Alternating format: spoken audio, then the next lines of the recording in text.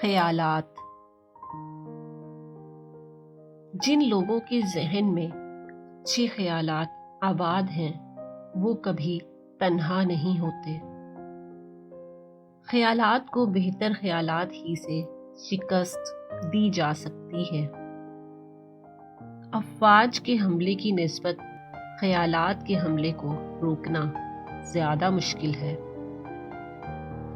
وہ جو اپنے خیالات تبدیل نہیں کر سکتے خود اپنی محبت میں مبتلا ہوتے ہیں اور سچائی سے نفرت کرتے ہیں۔ ایک سوچنے والے زندہ انسان کے خیالات میں تبدیلیاں ہوتی رہتی ہیں۔ نہیں بدلتا تو پتھر نہیں بدلتا۔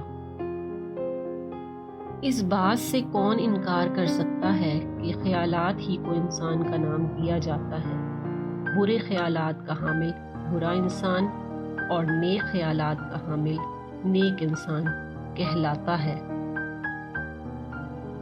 ایک انسان کے خیالات میں سے جو خیال دیگر خیالات سے نمایاں تر حیثیت حاصل کر لیتا ہے وہی اس کی زندگی کا اولین مقصد بن جاتا ہے۔ سوچنا نہایت مشکل ہے۔